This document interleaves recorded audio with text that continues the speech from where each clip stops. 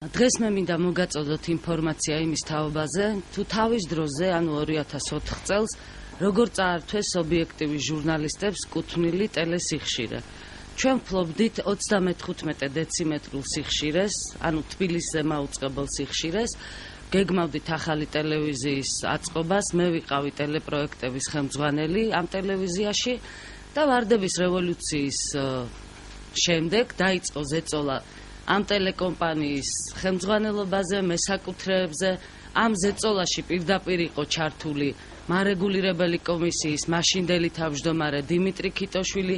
შემდეგ ეს ზეწოლები გააგრძელეს მარეგულირებელი კომისიის სხვა ხელმძღვანელმა პირებმა და ასევე წევრებმა და მოხდა ისე, რომ ძალადობრივი გზით ობიექტივს წაართვეს ეს კუთვნილი ტელესიხშირე. მთელი 9 წლის განმავლობაში მე და ობიექტივი ჟურნალისტები ვსაუბრობდით ამ თემაზე, თუმცა სამწუხაროდ არ იყო სოლიდარობა ჩვენი კოლეგების მხრიდანაც, სამოქალაქო სექტორის მხრიდანაც და იგივე მაშინდელი ოპოზიციაც არ გვიჭერდა სამწუხაროდ მხარს.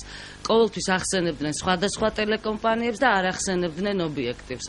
ამიტომ მე დღეს გადავწყვიტე კიდევ ერთხელ მიმემართა ჩემი კოლეგებისთვის, მედიის წარმომადგენლებისთვის, მიმემართა ასევე ახალი ხელისუფლებისთვის.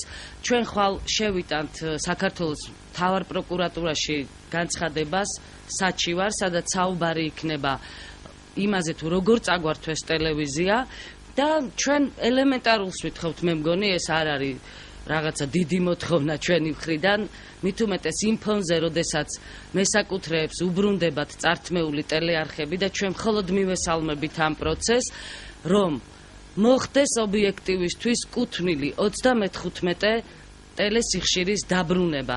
მე მოგაწვდით ინფორმაციას იმის თაობაზე, თუ ვის გადაეცა ჩვენ შემდეგ ეს ტელეარხი. სხვადასხვა მესაკუთრეები შეიცვალა და ამ შეცვლას ჰქონდა ის მიზანი, რომ კვალი დაკარგულიყო. ჯერ გაფორმდა ვინმე კაკაურიძეზე, შემდეგ ვინმე ბატონ ჭარხალაშვილზე, რომელიც იყო სხვათა შორის და არის მარეგულირებელი კომისიის წევრი სოფიო ბრიტანჩუკის მეუღლე.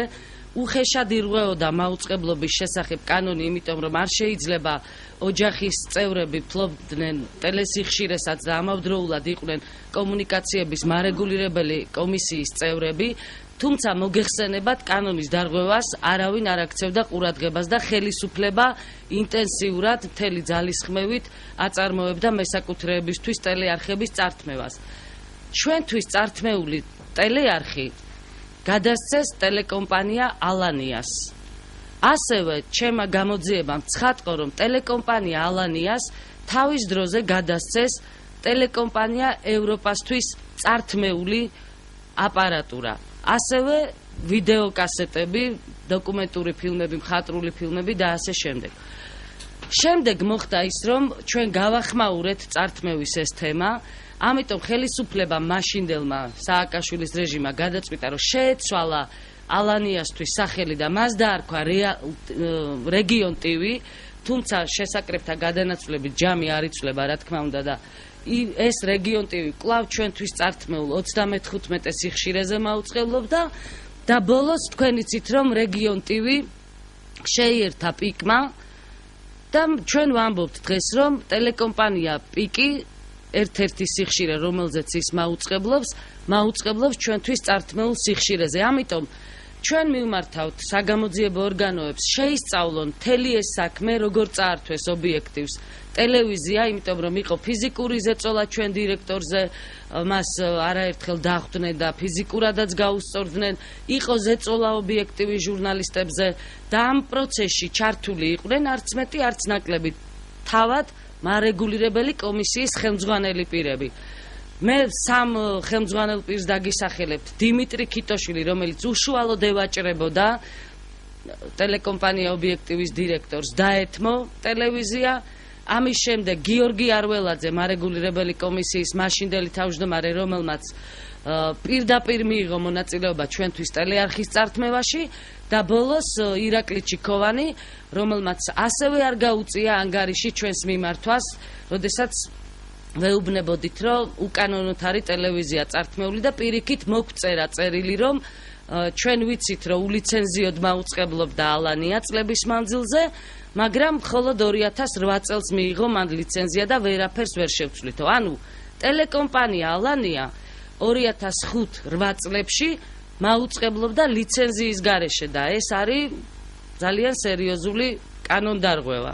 ამიტომ მივმართავთ სათანადო ორგანოებს, შეისწავლონ ეს საკითხი, დადგეს მარეგულირებელი კომისიის ყველა თავმჯდომარის პასუხისგებლობის საკითხი, ხოლო ახალ ხელისუფლებას მინდა უთხრა ერთი რამ, მივესალმები იმას, რომ თქვენ უბრუნებთ ტელევიზიებს ყველა კანონიერ მესაკუთრეს, ძალიან წუხარ რომ ჩვენ არ გაგახსენდით, ამიტომ შეგახსენებთ თავს, რომ ჩვენც ვარსებობთ ამ ქვეყანაში და მთელი 9 წელია ვსაუბრობთ იმაზე, რომ წაგვართვეს ტელევიზია და კარგი იქნება თუ მიიღებთ პოლიტიკურ გადაწყვეტილებას, მოხდება მარეგულირებელი კომისიის ბოლო გადაწყვეტილების გაუქმება, გაბათილება და პირდაპირ მარეგულირებელი კომისია გადასცემს ობიექტივ სამწართმეულ ტელესიხშირეს.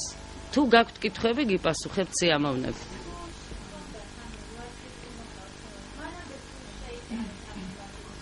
ჩვენ რა თქმა უნდა მივმართეთ სასამართლოს 2007 წელს მივმართეთ სასამართლოს რომ გაბათილებულიყო მარეგულირებელი კომისიის გადაწყვეტილებაც, ასევე უკანონო კონტრაქტი, რომელიც დაიდო უკანონო მესაკუთრესა და ძველმფლობელებს შორის, თუმცა რა თქმა უნდა, როგორც მოსალოდნელი იყო, მაშინდელმა სასამართლომ არც ერთი ჩვენი მოთხოვნა არ დააკმაყოფილა. ხვალ ჩვენ შევიტანთ საქართველოს მთავარ პროკურატურაში ჩვენს საჩივარს, განცხადებას. ამ განცხადებით ჩვენ მოვითხოვთ დადგეს პასუხისმგებლობის საკითხი მარეგულირებელი კომისიის ყველა ხელმძღვანელი პირის მიმართ, ასევე წევრები მონაწილეობდნენ სხვათა შორის ჩვენთვის ტელევიზიების წართმევაში და მე გეუბნებით, რომ გამოკვეთილია ძალიან სერიოზული სქემა ხელისუფლების პირველი პირების დონეზე, როგორ ხდებოდა ჩარევა ტელევიზიების წართმევაში და ობიექტივის მაგალითზე ეს ჩარევა თვალნათლად ჩანს. პიკის ჟურნალისტებს, რომლებიც იყვნენ გაფიცული ცოტა ხნის წინ, მე მივმართე და მოუწოდე ჩაერთონ ჩვენთან ერთად ამ პროცესში, გამოგვიცხადონ სოლიდარობა.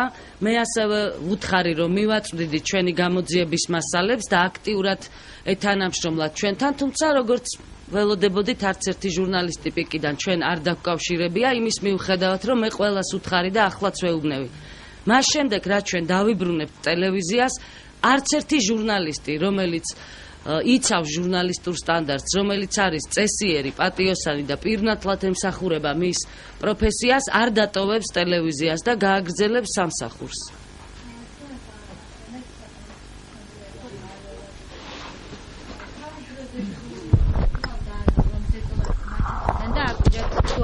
მათ კონკრეტულად მათ წინააღმდეგ. რა თქმა უნდა, კონკრეტული პირები იქნებიან მოხსენიებული ჩვენს განცხადებაში, რომელიც შევა საქართველოს მთავარ პროკურატურაში ხვალ.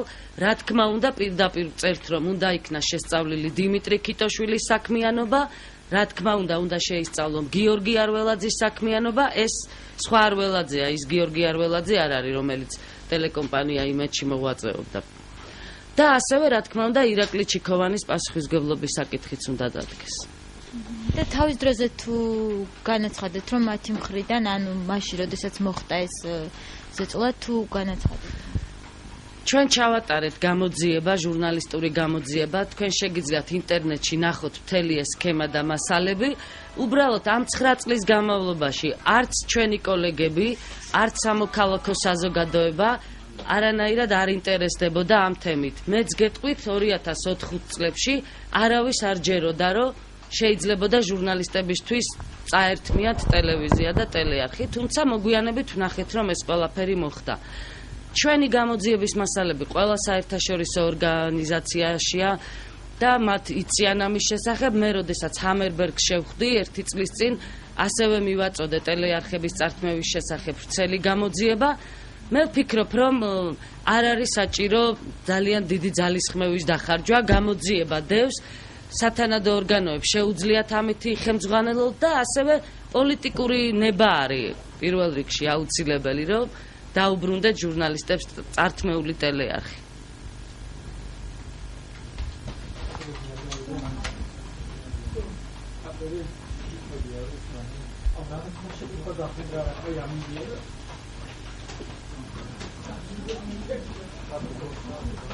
ეხა მოკლედ გაგიკეთეთ მე ეს პატარა ისტორია, რომ რაღაცნაირად ადვილად ბევრი სქემა ჩახლართულია.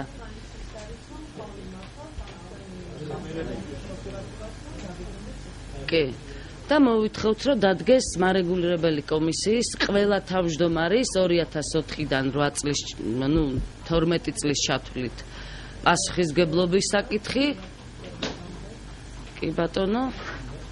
და ეხლა ნამდვილად არ ვაპირებ, რომ ალანიას და პიქს და სხვა ტელეკომპანიებს უჩივლოთ. მე ვფიქრობ, რომ სათანადო ორგანოებმა უნდა ჩაატარონ ეს გამოძიება.